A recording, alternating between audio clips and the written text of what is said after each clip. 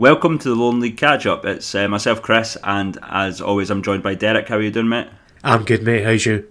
Yeah, good. We're back to league action, obviously, this week. Apart from that one game, Devon Vale versus Spartans, which was postponed an hour and a half before kick-off. Spartans were. I saw a lot of the roads were a wee bit flooded there. Bit of a disgrace, that one, surely. The money it's going to cost the club and the frustration it's for the players and just everyone involved, really. It's no great, is it? I mean, see when you see some of the pictures going about the Highland League grounds, you'd think somebody should have had a bit of common sense and thought, these guys are going off to Edinburgh, let's get this game called off early. But it's just a nightmare for anyone who was travelling up, to be honest. Yep, 3.5 hours I think it takes to get to Banff from Edinburgh. Aye, yeah, at the very least. Yeah, and obviously they've moved it to Monday, which obviously now it kind of affects their game against Berwick, which we'll obviously get into a wee bit later. But I think looking at part-time players, obviously there's probably a few boys that will be missing from Devon Vale and Spartans, given the fact that they might not get Monday off work, so it's not good. Yeah, it's going to adversely affect both teams, isn't it? But at least you can say it's a level playing field that way, that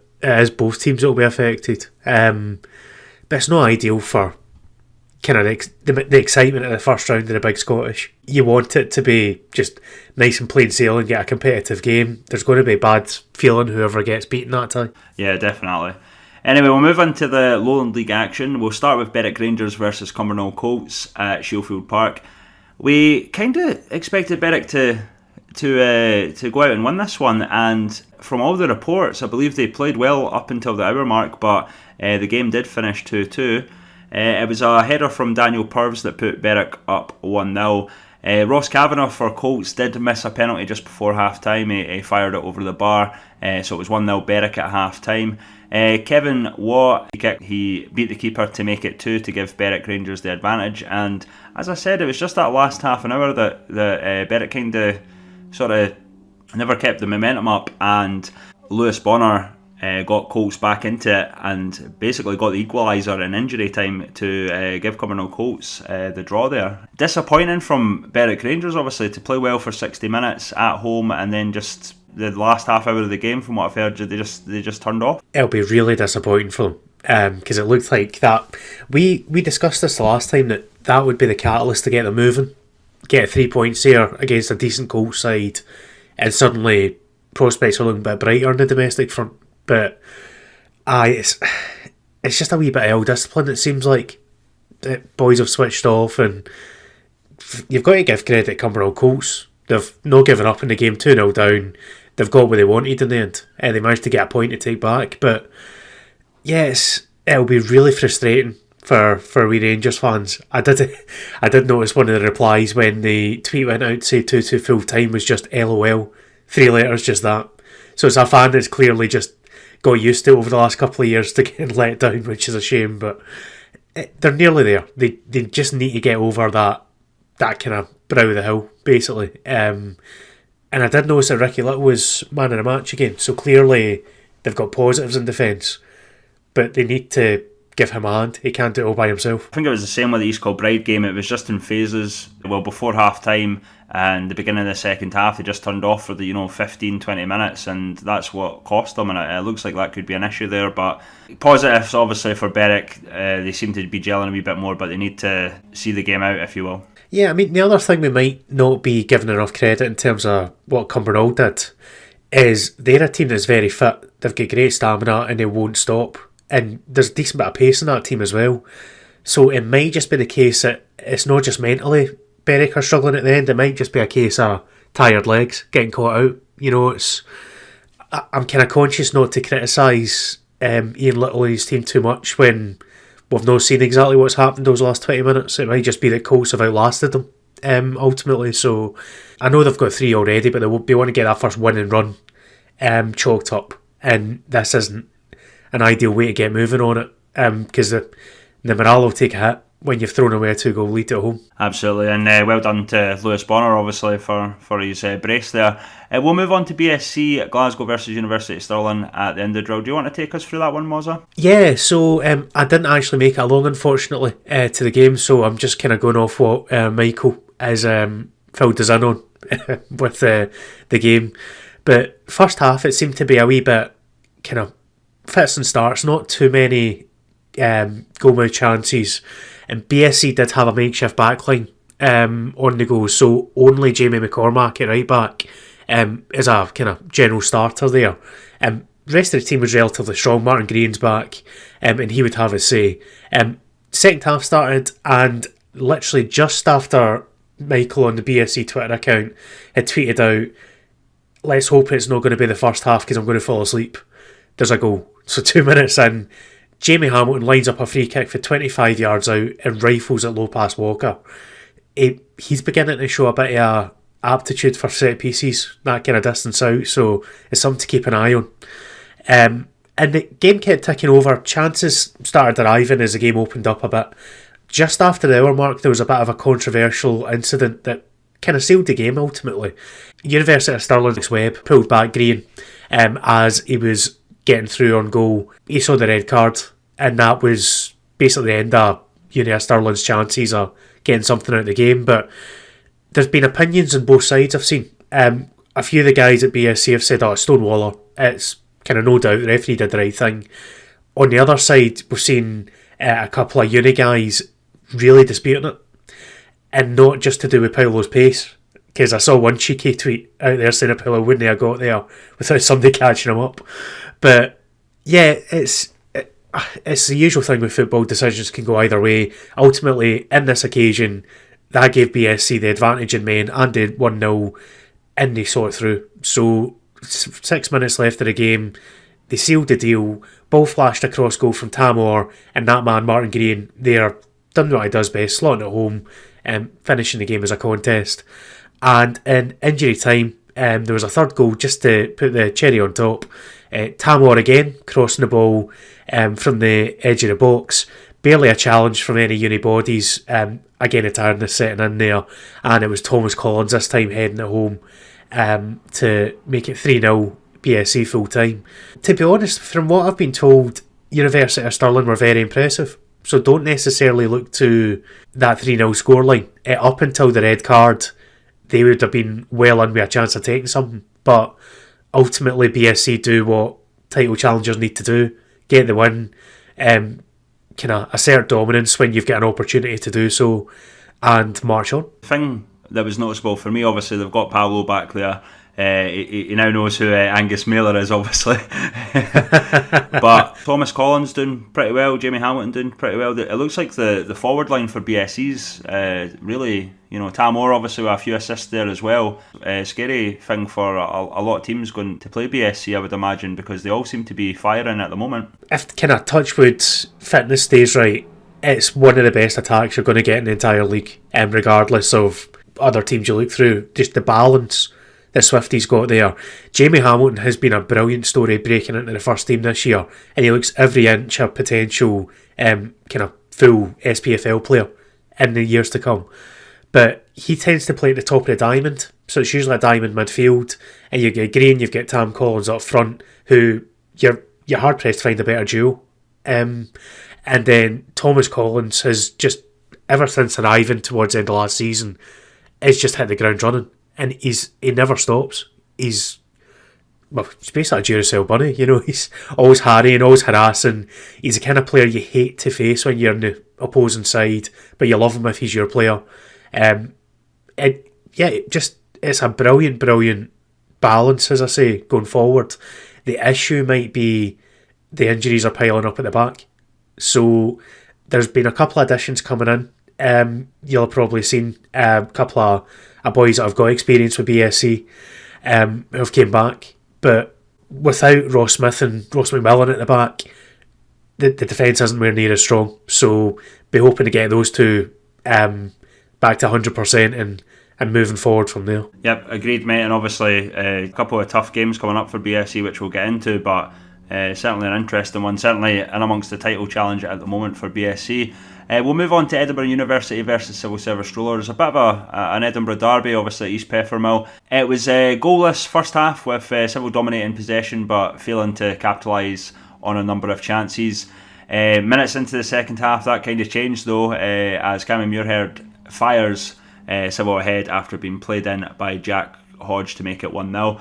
Patrick Baird for Edinburgh Uni did level from a corner, but Civil obviously, we kind of expected this. Jack Hodge fires us back in front with a superb strike from 25 yards out, which was nestled low into the bottom corner. And Cammy Muirhead bags his second of the afternoon to basically seal the win for Civil, 3-1. Good away win, but certainly probably a result we were expecting, really. Yeah, and it's kind of gone the way we thought it would. It's been pretty nip and tuck, but ultimately Civil have outlasted Uni, and no disgrace for Dorian and his lads. They've battled away. They've managed to get a goal, but I think it might have been yourself, Chris, that actually said that you kind of see them getting a goal, but if they can't get more than that, they'll probably lose the game. And here it is, how it's kind of played out. So Strollers will be delighted to get back in the move again. They've had one or two kind of here and there results, but see, when you look at the table, they're now sitting fourth. I saw a couple of people potentially writing them off and forgetting about them. You just can't do that. Like, with a team they've gone with Gary Jordan leading them, who knows? Cammy Muirhead seems to be firing pretty recently, obviously, and that's helped them out, because I think sometimes we obviously talk about Edinburgh Uni, but Civil don't tend to score a lot of goals over the 2 or 3 mark. They don't seem to go out and thrash teams. Yeah. Looking at the highlights, I think Edinburgh Uni might be a wee bit disappointed in their defending. I noticed one of the things we've obviously said about them is they don't score a lot either. They're kind of sometimes wasteful in the final third, but if you look at the goals, I think they're all pretty much from outside the box, and for me, I think they should have really been closing Strollers down a wee bit more. But that's just me, obviously. I do like teams that press a wee bit more than teams that sit off, I guess. No, I agree with you. I think they were a wee bit lax in their pressing, because they don't tend to play that way normally when I've seen them. They do try to get in the opposition's faces. But yeah, they'll be disappointed, but it's something to work on and get on to next week for them. They wouldn't have seen that Strollers game as a game they kind of would expect to win, I don't think. I know pretty much any team will look at every game and try to get 3 points. Let's not be silly about it, but if you're looking at it in a balance of probability, they would have taken a draw out of that. So they've got bigger battles to fight when the dogfight starts later on in the season. Do you want to take us through Dalbeattie Star versus Velo Leven? Well, let me start this one off then. I want to give an honourable mention to Greg Thorburn, because if you're not following the boy on Twitter, you need to get it done. He summed up this game by saying that he would like to thank Thomas Cook for cancelling his holiday, because he should have been in Turkey right now. Instead, he's in sunny Scotland getting pumped by Velo Leven, but he's going to Saloon Thursday night, so all's well. But yeah, it's a massive, massive game for Ando and Velo Leven. We talked last week at a time where he'd publicly said that he was leaving, that he'd informed the board that he'd resigned. They managed to talk that around, so he stayed on, and the boys have came out and have done a brilliant job for him. So 3-1 win away at Dalbeattie. It started off with Brad Dixon opening the scoring on the 38th minute. It took till the hour mark for Phil Middlemiss to get the equaliser for Dalbeattie Star. But within a couple of minutes of that, again Vale were out in front. Liam Ireland doing the business, and Robo Dent finishing the scoring on the 82nd minute. So just an outstanding result for Vale Leven when the chips were down, when, let's be honest, everyone had written them off at this point. They'd just been to Fort William and get a pretty, I wouldn't go as far as saying embarrassing, but a pretty sore result to take, and travelling all that way and coming back. There were certain people saying some things that, they would have noted. They would have gone on dressing room walls, as the old phrase goes. But you've got to give absolute credit to them. They've pulled together, they've obviously worked their tails off, and they've got a massive, massive win in the context of the season. Absolutely, Derek. And Robel Dent, I look at his name, obviously I saw when he came to Vale. It looks like Ryan Kent, if you're the old sort of Pro Evo, a bit of a rip-off name of Ryan Kent, but no, Robo's obviously, I think he's obviously got experience like at East of Scotland and stuff, and he looks like something a wee bit different to offer at Vale. So as much as we want to praise Vale here, obviously a fantastic away result, their first win in the Lowland League, it does raise a few questions about Dalbeattie Star for me, especially losing at home. It does, and I noticed there was a couple of comments attributed to Richie Maxwell after the game, in which he basically said that he was getting them into training and kicking their backsides. So I don't think he was too pleased with the result. But they've shown enough, I think, in the early going that I wouldn't worry too much after one game, one result, especially with the circumstances around it. Vale just kind of rose up and gave everything. But you wouldn't want to be losing too many of these games against the teams that are going to be around about you in that area of the table. Just another factor though, it's something we've kind of talked about, especially with Dalbeattie, because they were kind of just above Whitehill until the sort of few decent results at the end of the last season. But is there a wee bit of a mentality with the bottom teams to look at other results near them? I think so. They wouldn't say that though. If you ask any manager, they'll be saying that they're just aiming on the next game, looking to get 3 points. The kind of standard thing that they should be saying. But players are only human. They're going to look at that table and they're going to think, who's around us, who do we need to beat, when are these games coming up against the sides that we really need to stay ahead of. And it's just natural, and especially now where almost every year you can guarantee the team coming up for either the East of Scotland or South of Scotland is going to add to the league, and the more than likely thing is they're going to stay in the league. So it's becoming tougher and tougher to stay in this competition. And it's only natural to be looking over your shoulder and around you at that point, I think. Yeah, fair comment. Obviously, congratulations to Ando and the boys on their first win there. We'll move on to our game of the week, Caledonian Braves versus East Stirlingshire at Alliance Park. There wasn't really much in the first half. Shire did have a penalty shout, but like minutes into the second half, Rhys Peggy passes the ball through the penalty box full of players from 25 yards straight into the bottom corner. The 69th minute, Bobby Barr sidesteps two defenders and fires a rocket into the back of the net.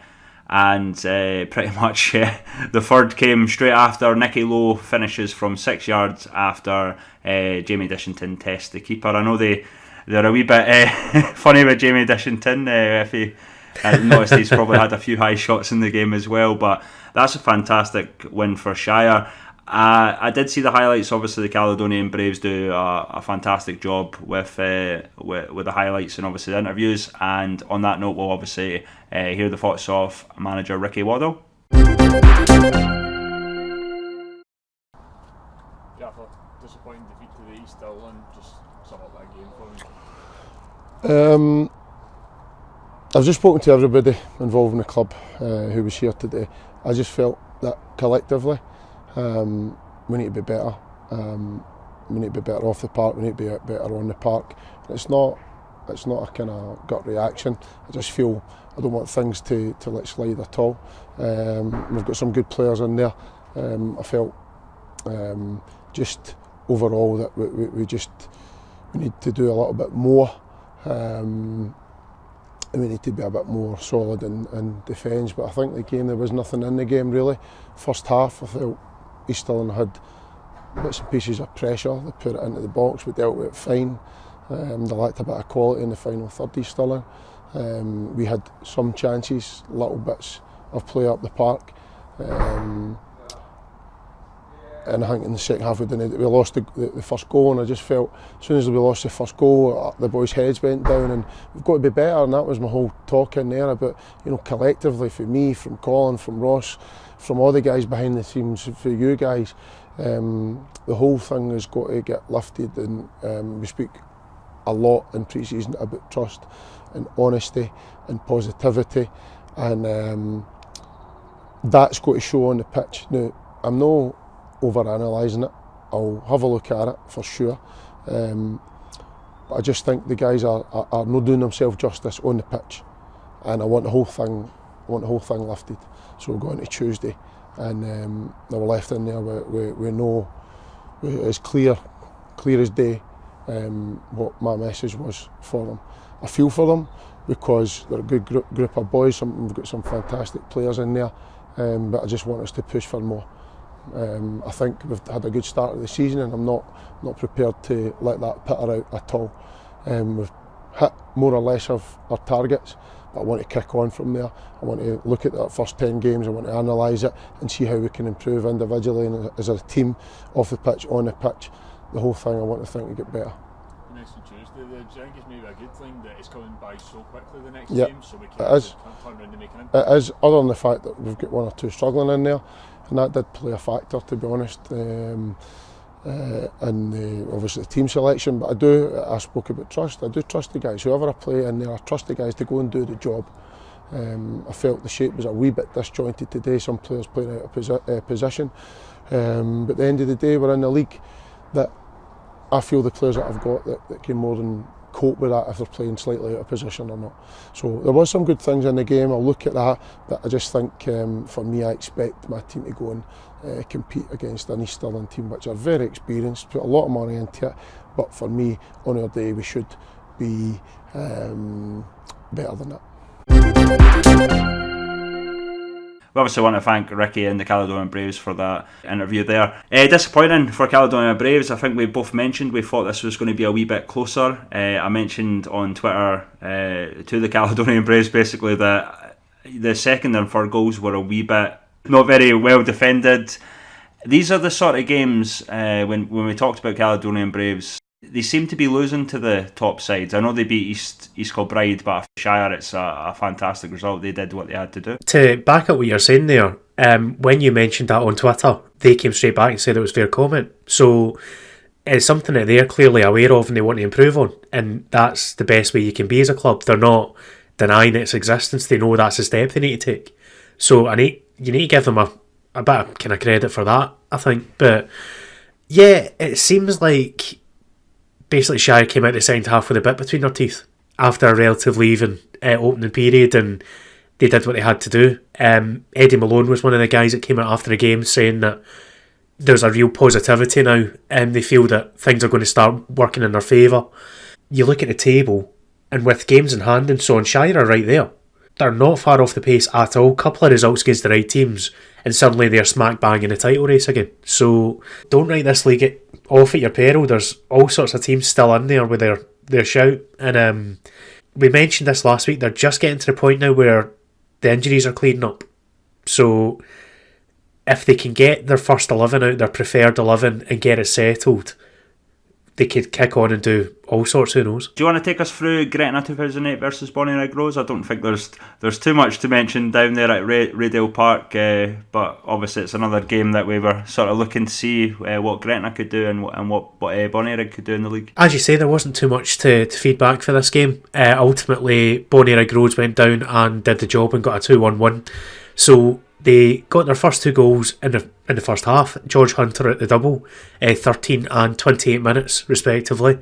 At that stage, you'd kind of be a wee bit worried for Gretna and Chris Humphreys, but ultimately they've bounced straight into the game and they've not laid down. They actually get a goal back with 15 minutes left with Dean McInnicky. Apologies, Dean, if I've mispronounced that. I've done my best. And they had a good few chances right at the death to equalise as well. So, kind of taking it from Bonnyrigg's own opinions, they dominated the first half. They maybe should have had another goal or two, but the longer the game wore on, and it was, in their words, a tough pitch. So they've played in a couple of nice playing surfaces of late. This was a wee bit of a kind of shock to the system. I think that it was kind of tougher playing conditions, and Gretna were getting right wired in about them. They didn't necessarily adjust too well second half, and Gretna were actually unlucky not to get another point on the board. So there's positive signs there for Chris, but you can't take it away for Rose that they've gone to somewhere difficult. They've got the win. They're still top of the league, and they just continue to impress every time they get a challenge put up in front of them. We've obviously mentioned George Hunter a few times now. He's banging in the goals. Kieran McGeechy is going to be injured for probably the rest of the season, so it's they're going to have to rely on George Hunter and obviously Jamie Devlin, who's just came in. For Gretna, obviously very positive. Most of the Gretna fans were quite happy from what they've seen, especially against a decent team like Bonnyrigg. obviously really up there. I think the gaffer was happy with the performance. It's something to build on. I know it's another loss, it's at home and stuff, but certainly a result to build on. I did see something very that I think has to be mentioned, but there was a bit of over-exuberance. Apparently there was a Rose fan who didn't take too kindly to some of the back and forth with Gretna, and unfortunately he did punch a couple of Gretna fans, which is not something I've seen at all at this level. I know we do have sort of heated debates among fans at times. I've seen it, but that's not acceptable at all. Hopefully Bonnyrigg or Gretna can see what happened there. I must admit that was news to me. I hadn't seen it, so yeah, I totally agree with you to bring it up then. And if that is the case, fingers crossed that fan gets his just desserts and doesn't get back in the game. Yeah, I noticed that I'd seen it a couple of times. A few people mentioned it. So, well, yeah, as I say, I mean, there's banter and there's just assault. Really, I mean, you can't go about punching people at the football. So no, not at all. And I'm sounding a bit surprised because when I was speaking to the guys at Rose the last time I'd been to, it was a Colts Rose game, they struck me as a really friendly, really genuine fan base. I didn't see anything of that sort at all, so I'm a wee bit surprised by what you've just mentioned there. And obviously they're not attributing that sort of behaviour to every Bonnyrigg fan, obviously, but no, of course not. I did see that over social media, and I think Pye and Bovril had been mentioned as well, so yeah, it's just not acceptable. It's tribalism during the game, and usually you shake hands afterwards, but yeah, it's not good. So hopefully that sort of thing doesn't happen again this season. So we'll move on to Kelty Hearts versus Gallifreydine Rovers. Kelty obviously coming off that much talked about Scottish Cup exit to Auchinleck. They were back at New Central Park, and to begin with, the first sort of 10 minutes or stuff, they kind of dominated. They looked like they were really going for it, but Gala done their homework and certainly kept them at bay for certainly the first half hour. But on the 32nd minute, Ross Philp opened the scoring with a shot to the far post. Nathan Austin is claiming it took a deflection. I would give it to Ross, but no, Nathan Austin certainly claiming it for his 19th or 18th goal with the league. I saw him lobbying for the dubious goals panel to get involved. To me, I'm sorry. If it took a deflection, it was very, very slight, so I think it's still Ross's goal.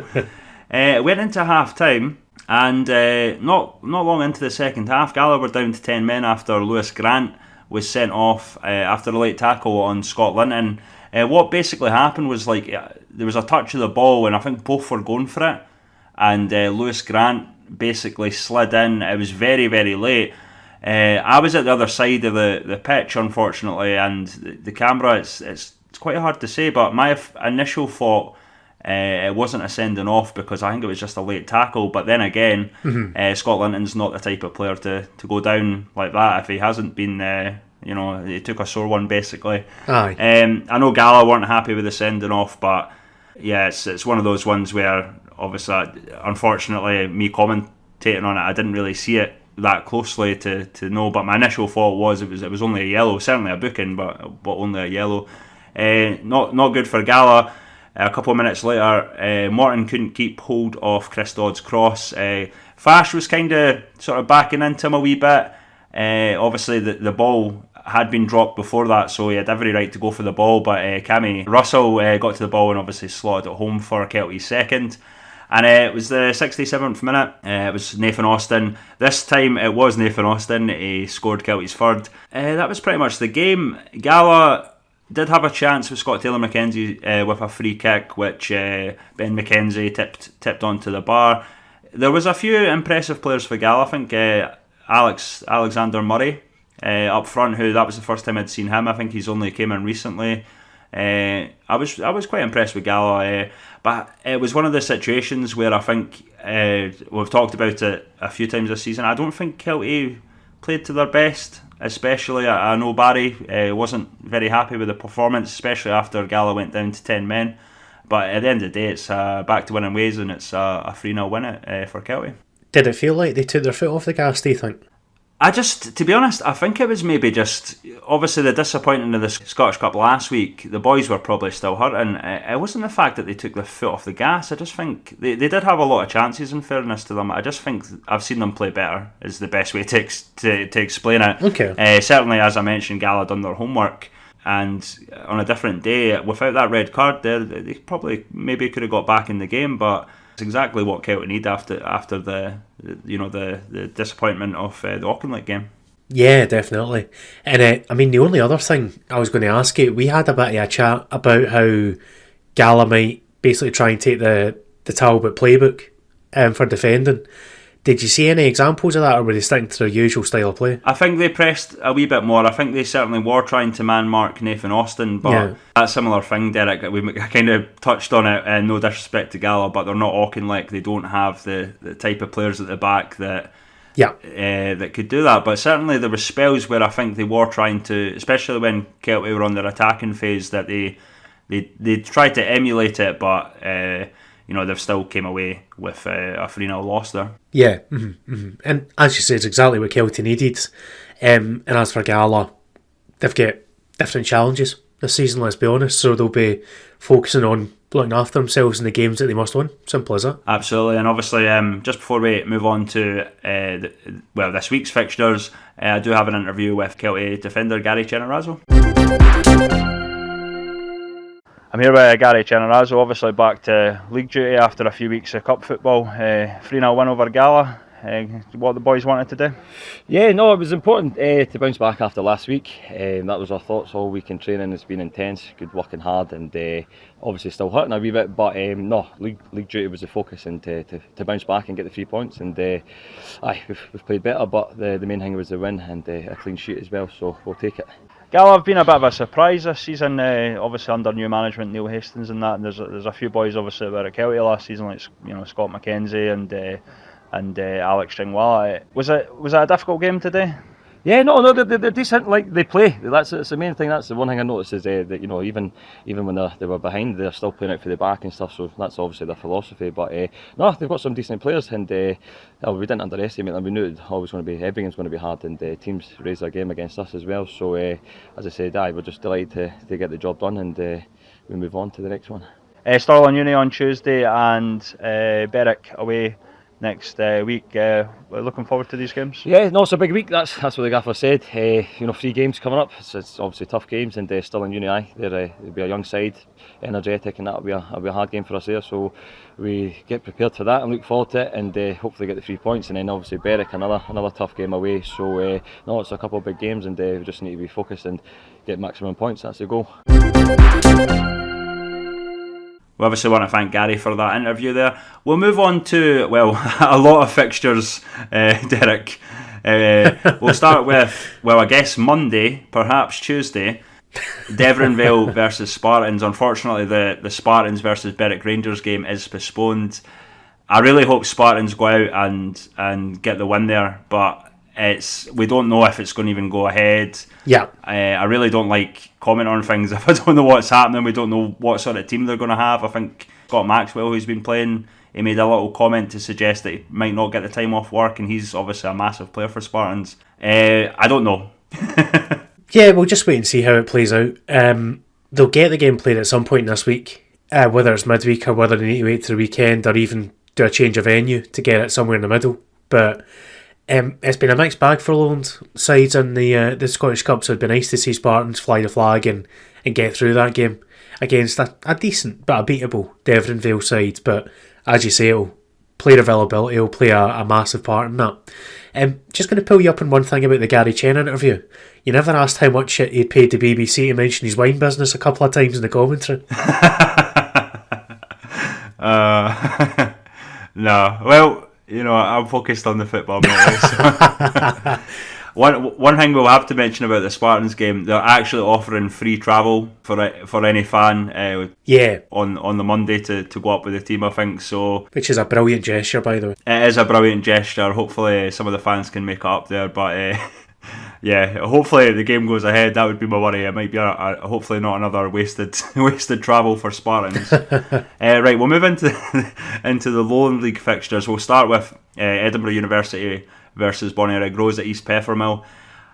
Tuesday night, a hard one for Edinburgh University going up against a Bonnyrigg Rose. It's going to be tough. I think Bonnyrigg Rose are probably going to be favourites and win that one. Yeah, they'll be favourites for a reason. They've been playing these types of games and winning them early doors, so I can't see any different. Maybe a couple of goals, but this isn't Uni's kind of game where they're going to target the points. Anything will be a bonus, so they won't be too downhearted if Rose do come away with 3 points, I wouldn't imagine. Gretna 2008 versus Gala Ferradine Rovers at Raydale Park. I was impressed by Gala. I think both teams, could take positives. Playing, two of the better sides of the league, can maybe get a result there. Maybe a draw. I don't know. Yeah, it's impossible to call this one just with the way games have been going recently. Gretna are showing signs that they're ready to go and get a win. This is the kind of game that they need to go and do it in. Gala's had a decent start to the season as well. So I'm going to sit on the fence the same as you. I can't really call that one, but I'll be watching it with interest. University of Stirling versus Kelty Hearts at Forth Bank. I'll probably go with Kelty, but I'm really looking forward to this one. I'm going to head through to Forth Bank Stadium. This is the first time I think I'm going to see University of Stirling at home. I think there was a few occasions where I was meant to last season, and unfortunately both times I think I was ill. So hopefully I'm not ill this week, and I'll get to that game on Tuesday. Yeah, really looking forward to seeing University of Stirling first time this season, and obviously Kelty Hearts will just be going to try and get the 3 points, and I would suspect that will be the most likely outcome. Yeah, it's got the makings of a cracking game, that, because it's two teams that will play a bit of football. So you'd put the kind of the favourite tag on Kelty, but I wouldn't be altogether surprised to see Uni push them close in that one. Yeah. Caledonian Braves versus Dalbeattie Star at Alliance Park. Braves bouncing back and getting the win. They've had a really good record against middle to bottom teams. It's just really been the top teams they've struggled with. And that's a long midweek journey for Dalbeattie as well. That's a tough game for them to bounce back on. So I think Cali Braves will be justifiable favourites there. Yep, agree, mate. And just in case I didn't mention it, all them kick-offs on Tuesday night are 7:45, and it's the same with Wednesday's fixtures, and we'll get into a game that we alluded to earlier, BSC Glasgow versus East Kilbride at the Indodrill Stadium. This is going to be a fantastic game, I think. It's going to be one where I think both teams are going to want to win it. I can't call a winner, especially with BSC being at home. It's a really, really exciting looking game, isn't it? Just purely on paper. I'm kind of feeling quite good about BSC just now, especially going forward. There are a couple of worries at the back in terms of what I alluded to earlier with the fitness and suspension issues, but I think BSC have got as good a chance as I've ever had coming out on top of Kilby this year now, and that's a big statement, I know, but just with the way the league is this year, it's so tight, it's so close to call, and purely just on the home record, I'm going to side with BSC in that one. Fair enough, I think it's a fair shout. East Kilbride, I think the one thing, obviously they are a wee bit more rested, less injuries like you alluded to. Yeah, it's going to be a cracking game. I think that's definitely the match of the midweek, if you will, for us. Moving on to Cumbernauld Colts versus Civil Service Strollers at Broadwood Stadium. A few weeks back, I would have obviously given the advantage to Cumbernauld Colts because they have a fantastic record at Broadwood Stadium so far this season. But I tell you what, I think Strollers are on the up a wee bit, and it wouldn't surprise me if they got a result there. No result will surprise me in that game. It could go anyway. I just don't have a clue which way that game will go. So I'll sit in the fence and say a draw. Good shout, mate. Good shout. East Stirlingshire versus Vale Leaving at Falkirk Stadium. I am planning on getting to this one, and obviously it'll be good to see Dale and Bill and a few of the boys there again. I'm really looking forward to seeing East Stirlingshire. I've not seen them in person so far this season, or Vale Leaving actually, just coming off that win at the weekend. So really looking forward to seeing what both teams do, but I would imagine Shire would go out and get the win, especially at Falkirk Stadium. You'd think so. Vale will have their tails up though, so they'll make it easy for them regardless. But if Shire want to win the league, this is a game they'll win. This is exactly the kind of game they need to get 3 points in regardless of how it goes. And the big games don't stop. Going into Saturday's games, Shielfield Park, 3 o'clock kick-off, just like all the other games on Saturday. Berwick Rangers versus Kelty Hearts. It's always difficult to tell, I think, especially if you've got midweek fixtures. I was impressed with Berwick in terms of what they did against East Kilbride, obviously another top team. But if they continue sort of dropping the ball in these wee spells, I think Kelty should beat them. Yeah, it also looks like the kind of game that's a potential banana skin for Kelty though, because obviously their squad has completely changed from when they were in League 2, but they're still a team, Berwick, where they've got a squad that will rise to the bigger occasions, I think. Like, they put in a really good performance, as you said, against Kilby. They might kind of go into that game just thinking, well, we've got nothing to lose here, nobody fancies us, and pull out a result. Who knows? Can we have 2 match of the weeks concerning East Kilbride? I don't know if that's fair. Who's going to complain? Go for it. Bonnyrigg Rose versus East Kilbride at New Dundas Park. That's going to be an absolute smashing game. I'm going to sit on the fence. I'm going to do a you, Derek, and sit on the fence for that one. Is there any space beside you on it? Yeah, especially if BSC win midweek. It's just too tough to call. That's what I like about the league now. At this moment in time, though, it's getting to that point where there's more toss-ups, and that just adds to the excitement of the games. Another very difficult one. 2 teams pretty much on the up recently. Strollers probably a bit more recently, obviously. They did have a couple of hard results, but East Stirlingshire versus Civil Service Strollers at Falkirk Stadium. I don't know. Well, allow me to be a bit more forthright with this one. I fancy Shire, though. Yep. Shire tend to do quite well against Strollers. I think that's a game that Shire would be very disappointed not to win. Fair enough. Edinburgh University versus Gretna 2008. It's not just the top of the league, it's at the bottom as well. East Peffermill again for Edinburgh Uni. I am going to go with Gretna for that one, I think. I think if Edinburgh have issues scoring and maybe there's some defensive lapses like we saw against Strollers, I think Gretna I think that's a massive game for Gretna. I think they can pull out a win against Edinburgh Uni. They'll have that one penciled in as a 3-pointer, I think. It depends how they travel and how the squad's looking, but if they're going to win a game, that's one, yeah. That's got to be the one they're looking at. Gallifreydine Rovers versus BSC at the Netherdale. I think BSC are very, very strong at the moment. I know that you've mentioned they've got a few injuries at the back, but I would still fancy them against Gala. Netherdale's not easy, as we know, but I just think BSC are kind of, especially after that Bonnyrigg Rose result when they beat them 3-1. I know it was kind of closer than the result suggested, as what you said, Derek, but BSC are looking very strong at the moment, and I don't think they're going to slip up unless... It depends on that Kilby result midweek, I guess. Yeah, the midweek game's going to be absolutely massive, regardless. But Netherdale, as you've mentioned, is a tough place to go. If you do get a win, you tend to get by the odd goal. I would be disappointed after the midweek game if BSC do win it, if they don't go and get another 3 points there. But it all depends on how that shakes out on Wednesday night. So who knows? Well, we can finally mention Spartans. They're against Caledonian Braves at Ainsley Park. I always go with Spartans at Ainsley Park, and I think that's not going to change against Caledonian Braves. Spartans, kind of like Berwick, after the midweek, will have 3 games in hand. Yeah.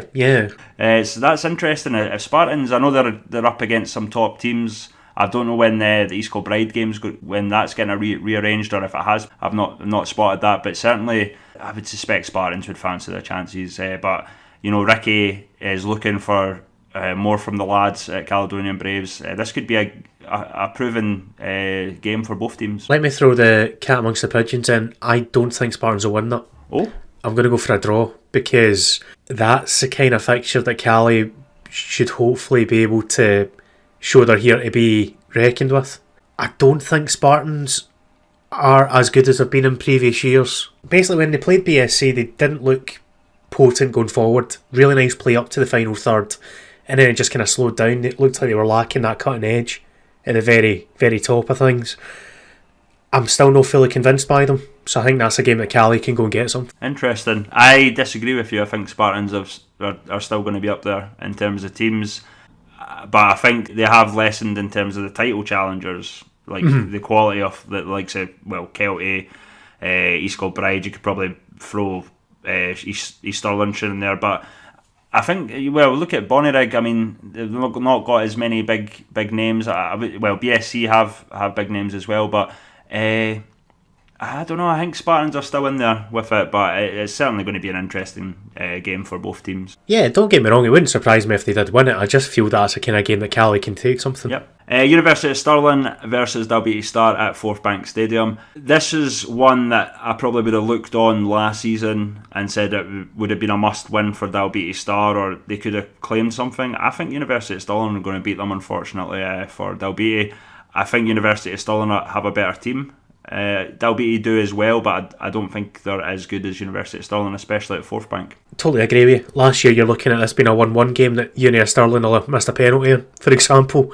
This season I think they've taken a step forward and you would expect them to take the win. Yep, agreed.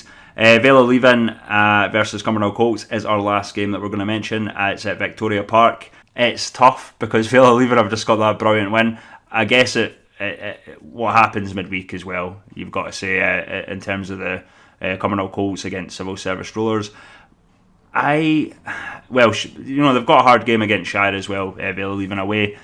They'll be happy to be back at home, and obviously Cumbernauld Colts are moving to go away to Victoria Park. I'm going to go with Colts just on the strength of the team.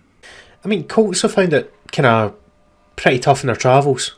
When you kind of look at the results going back, I'm just scrolling through them just now. They've not had an away day win since July away at Gala.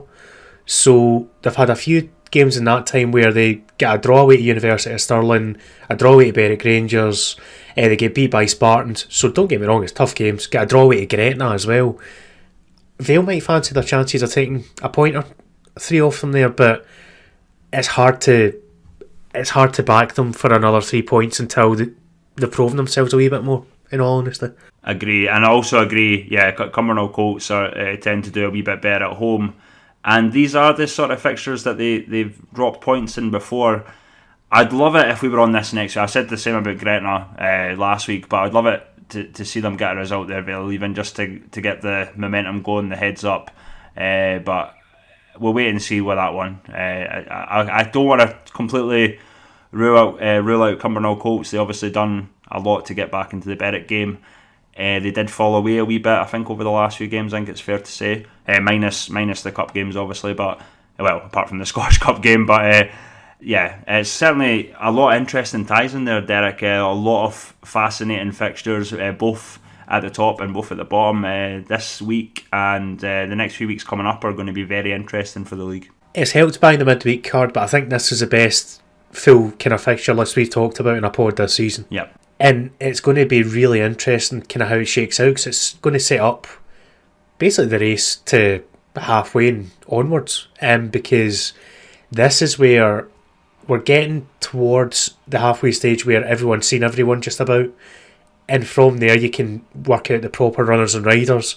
There's still a bit of flux here with games in hand, and you've mentioned that Berwick and Spartans are falling behind a wee bit.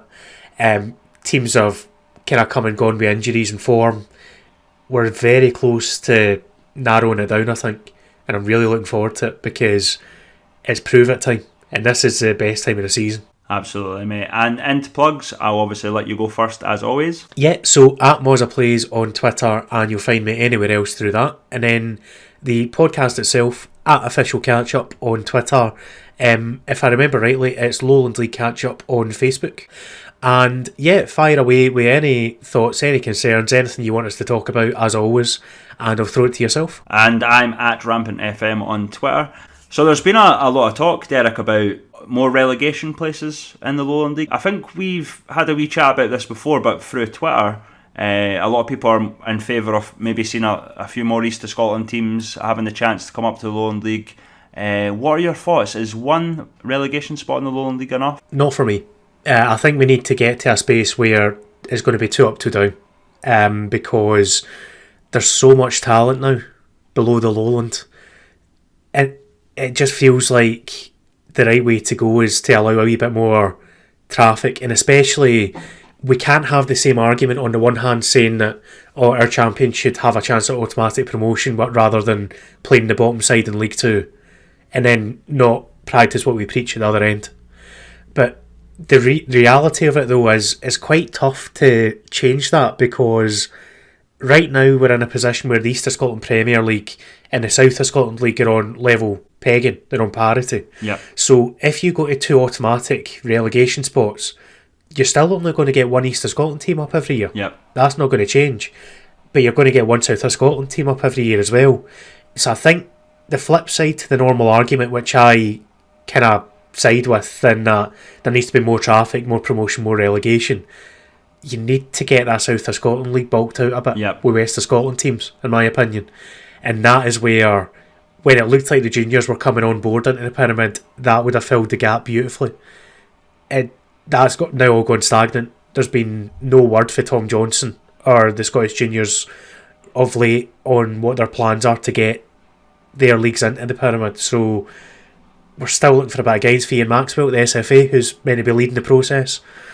But yeah, I think long term, as soon as we've built up that second feeder to be as strong as the East of Scotland, it's a no-brainer. 2 up, 2 down. It's one of the things we talked about, but obviously there is a wee bit of a divide, even in the Lowland League, where I think it's the southern teams, not South of Scotland, but the southern teams, region, just based on region, that tend to struggle a wee bit more than the Lothian sides, the western sides, the Kelty, the Fife side. We've had one playoff since it's been introduced. Stranraer Reserves won South of Scotland last season.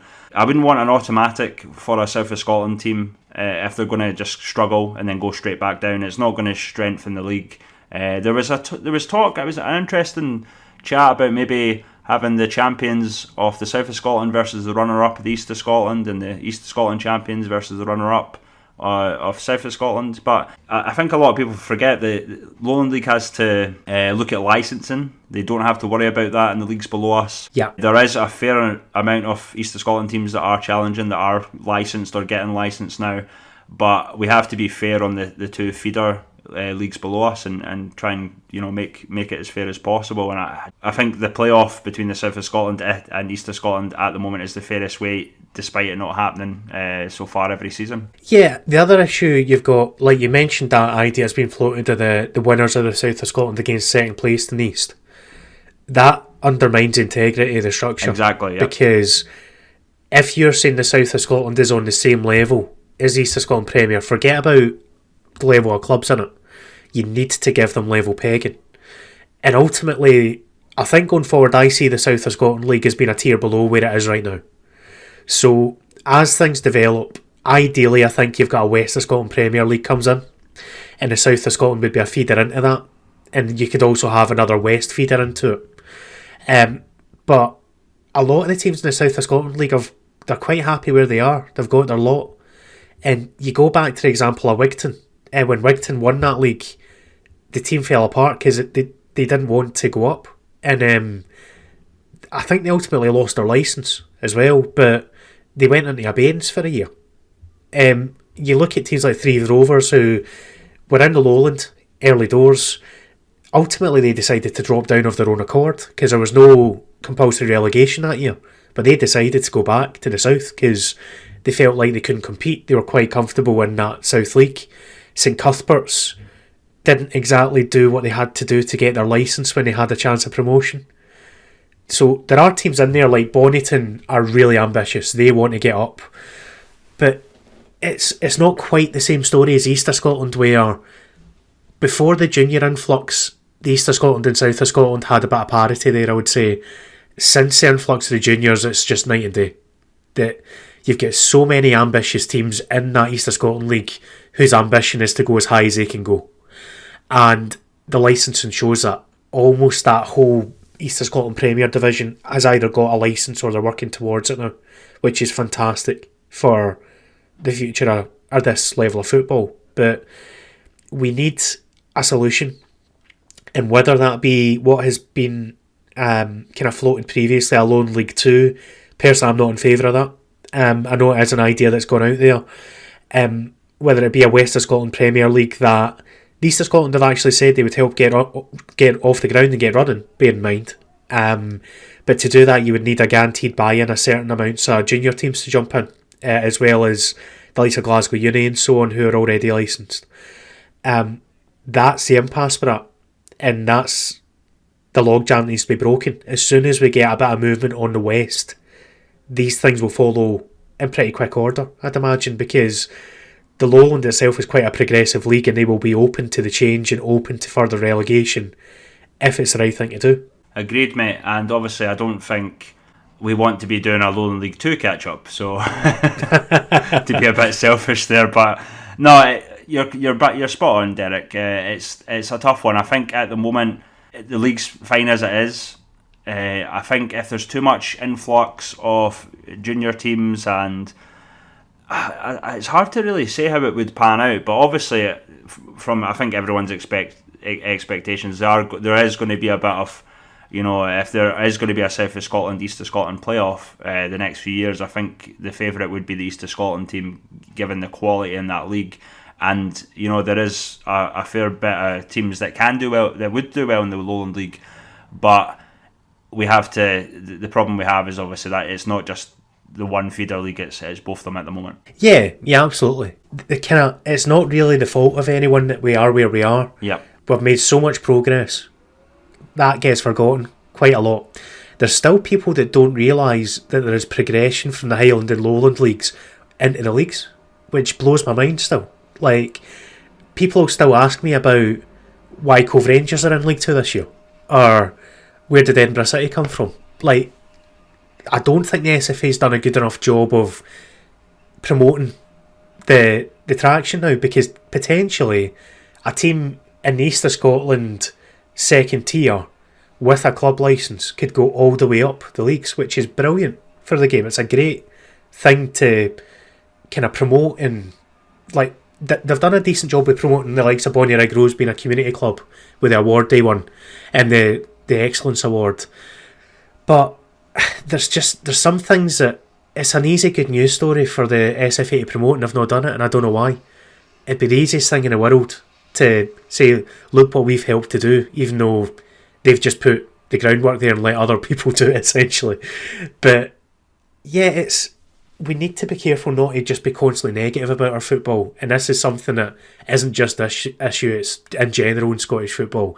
We've got a tendency to be very negative about ourselves, and it doesn't do our league any favours, our leagues any favours. So we're not far away from a solution.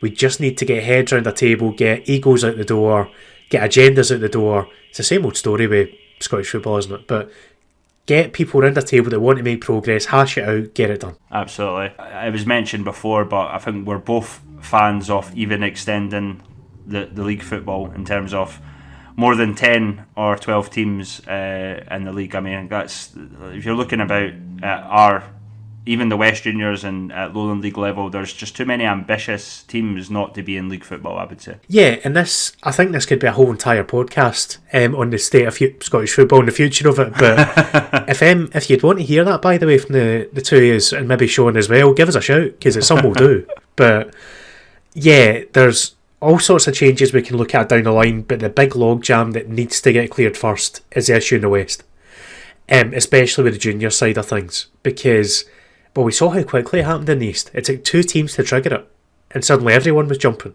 So if Clydebank and Kilwinning, I think those 2 are the most likely to trigger something. Clydebank's fans have already voted to join the pyramid again, by hook or by crook. They'll find a way to do it. And they were hoping the junior leagues would fall in, basically. But if the 2 of them get fed up with lack of progress and start making moves, who knows? We'll see. But we need to get egos out of the room and get something done, basically.